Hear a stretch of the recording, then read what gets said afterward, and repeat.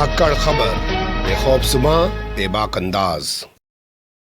धाकड़ खबर के news room से मैं आपके साथ हूं अकरम रईस खान। उत्तर प्रदेश के अलीगढ़ जिले में स्थित नूरपुर गांव में शांति पसंद नहीं आ रही है भगवा ब्रिगेड को। वो लगातार वहां जाकर आग लगाने की कोशिश कर रहा है, अपने तमाम तरीके से भड़काऊ भाषण दे रहा है, तमाम तरीके की हरकतें कर रहा है। और वो भी तब जब वहां पे एसएसपी खुद पहुंच जा रहे हैं, तब वहां पे डीएम खुद पहुंच जा रहे हैं। मैं आपके सामने डीएम का बयान रखूंगा, एसएसपी का बयान रखूंगा, और यहाँ पे जो किसान नेता हैं वो भी इस पूरे मामले को कैसे ठंडा करने की कोशिश कर रहे हैं और भाईचारे प्यार मोहब्बत की बात कर रहे हैं, वो भी आपके सामने रखूंगा। और खबर के दूसरे हिस्से में आपके सामने रखूंगा कि भगवा ब्रिगेड आखिर किस तरीके से वहां जाकर खुल्लम खुल्ला गुंडई दिखा रहा है, बोल रहा है कि पहले रोको फिर टोको फिर ठोको। जानते हैं ना ये लैंग्वेज किसकी है? उत्तर प्रदेश के सीएम आदित्यनाथ योगी इसी तरीके की भाषा का प्रयोग करते हैं। वो खुद एक भगवाधारी हैं, तो ये जितने भगवाधारी हैं आजकल अपने आप को उत्तर प्रदेश का सीएम ही समझ रहे हैं, अपने आप को आदित्यनाथ योगी ही समझ रहे हैं। कैसे कैसे चीज़ें उभर रही हैं, दो हिस्सों में आपके सामने रखने जा रहा हूँ। चलते हैं खबर के पहले हिस्से की तरफ।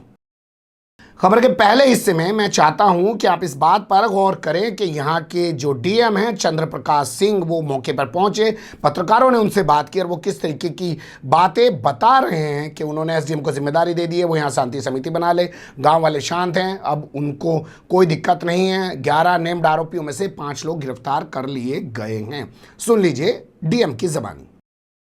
यहाँ पे हमारा और एसएसपी साहब का आज भ्रमण था, क्योंकि परस्पर जो है मीडिया में भ्रामक खबरें आ रही थी। हालांकि इस मामले में जो पहले से एफआईआर हुई थी उसमें 5 लोगों की गिरफ्तारी हो गई है, उनको जेल भेज दिया गया है। आज मैंने भी गांव का भ्रमण किया, सब लोगों से बात किया, तो प्रशासन की और पुलिस की कार्रवाई से संतुष्ट है। किसी प्रकार की कोई समस्या यहाँ पे है नहीं। मैंने एसडीएम साहब को निर्देशित किया है कि यहाँ पर बात करके एक पीस कमेटी बना दी जाए दोनों पक्षों के लोगों के साथ, उसमें हिंदू भी हो मुसलमान भी हो, और ये लोग जो जिनका किसी उससे मतलब ना हो, और वो लोग आपस में बैठ करके अगर कोई बात होती है तो आपस में समस्याओं का निस्तारण करें। अब डीएम के बाद यहाँ पे मुझे लगता है आपको एसएसपी की बात सुननी चाहिए। ये एसएसपी हैं कलानिधि नेथानी, लखनऊ के एसएसपी रह चुके हैं, गाजियाबाद के एसएसपी रह चुके हैं, एक ईमानदार ऑफिसर्स में इनका नाम शुमार किया जाता है। लेकिन यहाँ ये उस तरीके से एक्शन करते हुए नहीं दिख रहे हैं। सुसंगत धाराओं में मुकदमा पंजीकृत हुआ था, जिसकी विवेचना क्षेत्राधिकारी स्तर के अधिकारी ने की थी और 5 व्यक्तियों को गिरफ्तार किया जा चुका है। यहाँ पर स्थिति पूर्णतः शांतिपूर्ण है। आज जिलाधिकारी अलीगढ़ जो हैं उनके और मेरे द्वारा यहाँ पर संयुक्त भ्रमण किया गया, स्थिति का जायज़ा लिया गया है। लोगों ने ये प्रकट किया है कि यहाँ पर सब कुछ अब नॉर्मल है, और वो पुलिस एवं प्रशासनिक इंटरवेंशन जो इसमें हुआ और जो भी कार्रवाइयाँ हुई उससे वो लोग खुश हैं। और यहाँ पर पुलिस की पिकेट अभी भी है। कमेटी यहाँ पर बनाई जा रही है, कमेटी पुलिस प्रशासन के साथ कोऑर्डिनेशन में काम करेगी, और हमें उम्मीद है कि जैसे शांति व्यवस्था भी यहाँ कायम हुई है ऐसी आगे भी। सुन लिया आपने, डीएम को एसएसपी को दोनों बता रहे हैं कि गांव में शांति है, गांव में जो पुलिस प्रशासन कार्रवाई कर रहा है उसको लेकर ग्रामीणों में कोई गुस्सा नहीं है, कोई नाराज़गी नहीं है, और अब यहाँ का माहौल शांति प्रिय है, कोई स्थिति यहाँ पर ख़राब बात वाली नहीं है। यहाँ एक किसान नेता पहुँचे जो भारतीय किसान यूनियन से जुड़े हुए हैं, उनसे भी पत्रकारों ने बात की, तो वो भी अपनी बात बता रहे हैं और प्यार मोहब्बत भाईचारे की बात कर रहे हैं। देखिए, मैं भारतीय किसान यूनियन का राष्ट्रीय महासचिव हूँ, अनिल तालान। यहाँ जिस तरह का दृश्य दिखाई दे रहा है, ये इस तरह का यहाँ क्षेत्र नहीं है। पता नहीं कौन लोग हैं कि जो यहाँ पर एक इस तरह का दृश्य प्रस्तुत कर रहे हैं, वो ठीक नहीं है। ना यहाँ कोई हिंदू है ना मुसलमान है, परस्पर एक लंबे समय से यहाँ का इतिहास रहा है। अगर कोई बात भी हुई तो पंचायत करके उसको सुलझाया गया है। प्रशासनिक यहाँ पर उतनी सूझबूझ दिखाई जा रही है कि आज तक प्रशासनिक अधिकारियों ने यहाँ उस स्थिति को पूरी तरह से कंट्रोल कर रखा है कि जिसको कुछ लोग यहाँ अन्य तरीके से दिखाना चाहते हैं उसको नहीं दिखाने दिया गया है। हम इन लोगों से बातचीत करते रहे हैं और इन लोगों की भी कई बार स्थिति उस तरह की आती हैं कि कुछ भ्रांतियाँ हो जाती हैं, कुछ भ्रांति बस आपस में कहासुनी भी हो जाती है। लेकिन उसका तात्पर्य यह बिल्कुल नहीं है कि यहाँ पर कोई धार्मिक उन्माद रहा हो, धार्मिक कोई कहासुनी हुई हो, ऐसा नहीं है। तो इसलिए मेरी तो सभी लोगों से अपील ये है, उन लोगों से भी कि जो यहाँ पर आ रहे हैं और जो एक मुसलमान हिंदू का नाम लेकर जो यहाँ पर उसको भड़काना चाहते हैं, उन लोगों से मेरी अपील है कि इन लोगों को शांति से रहने दें। ये देश दोनों का है और गलत बात किसी की भी बर्दाश्त नहीं करी जाएगी, वो हिंदू हो या मुसलमान। तो आप लोगों का बहुत सहयोग है, प्रेस का, जो सही बातें आप दिखा रहे हैं यहाँ पर, आप लोगों का बहुत बहुत धन्यवाद है। सुन लिया आपने, जो अच्छे लोग हैं, जो समाज में प्यार मोहब्बत कायम करना चाहते हैं, वो इसी भाषा का प्रयोग करेंगे, लेकिन जिन्हें आग लगानी है वो किस भाषा का प्रयोग कर रहे हैं, खबर के दूसरे हिस्से में आपके सामने रखने जा रहा हूं। तो यहाँ कई सारे भगवाधारियों का हाल आपके सामने रखने जा रहा हूँ, जो तमाम पाबंदियों के बावजूद भी गांव में पहुँच रहे हैं। हमारे गांव के जो कई लोग हैं उनसे बात हुई है। इसके अलावा भीम आर्मी के जो जिला अध्यक्ष हैं रवि गौतम, उनसे बात हुई है। उन्होंने कहा गांव के बाहर एक होर्डिंग लगा दिया गया है कि गांव में जो इस तरीके के राजनीतिक लोग हैं या इस तरीके से आके यहाँ पे सांप्रदायिक स्वार्थ खराब करने की कोशिश कर रहे हैं, उनकी एंट्री फिलहाल गाँव में बंद है। लेकिन फिर भी यहाँ पर वो लोग आ रहे हैं, जबकि खबर के मुताबिक यहाँ पर PSC भी लगा दिया गया है, यहाँ पे पुलिस फोर्स भी लगा दी गई। फिर आखिर ये लोग कैसे आ रहे हैं? कल मैंने आपके सामने खबर रखी थी कि बहुत सारे लोग आए थे, उनको जो आगरा हाईवे है, जिसे आप यमुना एक्सप्रेस भी कह सकते हैं, उसके टप्पल पुल के पास रोक दिया गया। वहीं पर उन्होंने हनुमान चालीसा पढ़ा, जय श्री राम के नारे लगाए आपने। अब इनके कुछ बोल वचन आपके सामने बारी बारी से रखना चाहता हूँ। पहले इन महाराज को सुनिए, ये कह रहे हैं पहले रोको फिर टोको फिर ठोको, क्योंकि ये आदित्यनाथ योगी की सरकार है। हर तरीके से जहाँ से पहले रोको फिर टोको। योगी जी ने क्या किया? पहले रोको टोको, ना माने तो ठोको। बेफिक्र, ऐसे चुपचाप नहीं बैठे नहीं।